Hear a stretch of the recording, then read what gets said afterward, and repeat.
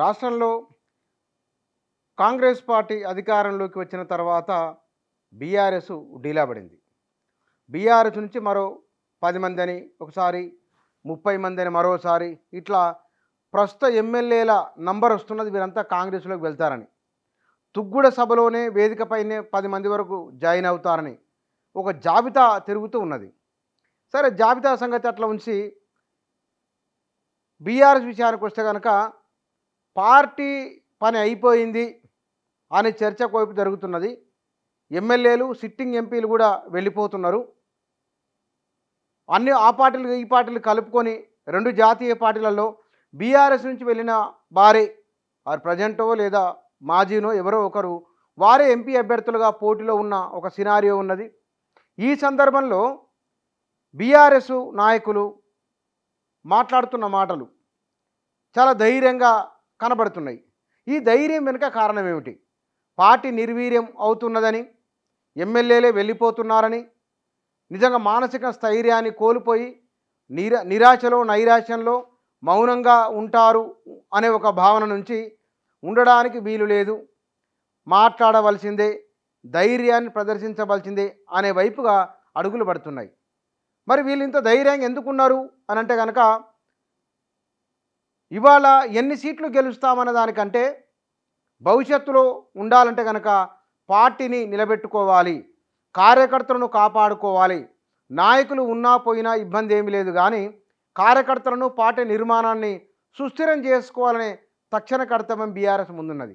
అందుకే ఎమ్మెల్యేలు, మాజీ ఎంపీలు, ప్రజెంటు సిట్టింగ్ ఎంపీలు పోయినప్పటికీ కూడా కార్యకర్తలు బీఆర్ఎస్తోనే ఉండాలని, ఉన్నారని, ఉండే విధంగా చర్యలు తీసుకోవాలని బీఆర్ఎస్ నాయకులు భావిస్తున్నారు.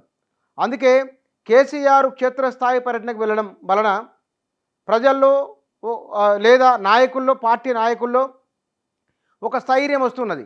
అంటే రాబోయే రోజుల్లో పార్టీకి మంచి భవిష్యత్తు ఉండబోతున్నదని, ఇబ్బంది ఏమీ లేదని. కేసీఆర్ ఫామ్ హౌస్ను వదిలి బయటికి రావడం అంటే ఆయన మరోసారి పార్టీ విషయంలో చాలా సీరియస్గా ఉండబోతున్నారని, కూతురు అరెస్ట్ అయ్యి ఒకవైపున ఆమె ఢిల్లీలో ఉన్నారు, అట్లా ఉన్నప్పటికీ కూడా నాయకులు పార్టీని వదిలి వెళ్ళిపోతున్నారు, కానీ కేసీఆర్ ప్రజల్లో ఉన్నారు అంటే ఒక ధైర్యాన్ని కల్పించే ప్రయత్నం చేస్తున్నారు. కేటీఆర్ మాటలు కూడా, అది ఫోన్ ట్యాపింగ్ వ్యవహారంలోనైనా సరే, లేదా తమ ప్రభుత్వ హయాంలో జరిగిన పథకాల్లో జరిగిన అవకతవకలకు సంబంధించి ఇవాళ ప్రభుత్వం మాట్లాడుతున్న, మంత్రులు మాట్లాడుతున్న మాటల విషయంలోనైనా సరే చాలా సీరియస్గా మాట్లాడుతున్నారు. ఫోన్ ట్యాపింగ్ వ్యవహారంలో తన పేరు బయటికి తీసుకొని వస్తే కనుక వారందరికీ లీగల్ నోటీసులు పంపిస్తాను కూడా అంటున్నారు. లీగల్ నోటీసుల పైన వార్తలు కూడా వస్తూ ఉన్నాయి. అందులో ప్రధానమైంది ఇవాళ కొంతమంది నాయకులు వారు మాట్లాడిన మాటలు చూస్తే కనుక నిజంగానే కేటీఆర్ చాలా ధైర్యంగా మాట్లాడుతున్నారు. ఇందులో వీళ్ళు అన్నారు, లీగల్ నోటీసుల పేరిట కేటీఆర్ బెదిరింపులు, ఫోన్ ట్యాపింగ్తో అధికార దుర్వినియోగం, బీఆర్ఎస్ ఎమ్మెల్యేలందరినీ అర్హత ఎన్ఎం శ్రీనివాసరెడ్డి అన్నారు. కానీ కేటీఆర్ చెప్తున్నారు, తన పేరు అనవసరంగా అందులోకి లాగితే కనుక వాస్తవాలు లేకుండా ఇష్టానుసారంగా మీడియా కథనాలు ప్రచురించిన ఎమ్మెల్యేలు, ప్రస్తుత ఎమ్మెల్యేలు, మంత్రులు తన గురించి మాట్లాడిన వారందరిపైన చట్టపరంగా చర్యలు తీసుకోక తప్పదు అని మాట్లాడుతున్నారు. అంటే వారం 10 రోజుల ముందు వరకు కాస్త ఆచితూచి మాట్లాడిన వారు, లేదా తామే ప్రభుత్వంలో ఉంటే ఎట్లా వ్యవహరిస్తారో అట్లా వ్యవహరించిన తీరు నుంచి ఇవాళ తాము విపక్షంలో ఉన్నామనే విషయం వారి గమనంలోకి వస్తూ ఉన్నది. దీంతో పాటుగా అంటే ఎవరికైనా కొంత వ్యవధి తీసుకుంటుంది. విపక్షంలో ఉన్నాము కాబట్టి ప్రజల్లోకి వెళ్ళాలి, ప్రజల తరఫున మాట్లాడాలి. అందుకే కాళేశ్వరం ప్రాజెక్టు గురించి మాట్లాడుతున్నారు. కేటీఆర్ నిన్న సిరిసిల్ల నేత కార్మికుల ఇష్యూను తీసుకుంటున్నారు, రైతుల సమస్యలను తీసుకుంటున్నారు, క్షేత్రస్థాయిలో జరుగుతున్న పరిణామాలను తీసుకుంటున్నారు. నాయకులు ఉన్నా పోయినా పర్వాలేదు, కానీ పార్టీ ఉండాలి, కార్యకర్తలు ఉండాలి, వారికి ధైర్యాన్ని నూరిపోయాలి. కాబట్టి రేపేదో జరుగుతుందని మౌనంగా ఉండేదానికంటే, వారు కాంగ్రెస్ నాయకులు ఆడుతున్న మైండ్ గేమ్లో ఆ ట్రాప్లో పడేదానికంటే బలంగా కౌంటర్ అటాక్ చేయడమే మేలనే భావన బీఆర్ఎస్ నాయకులు కనబడుతున్నది.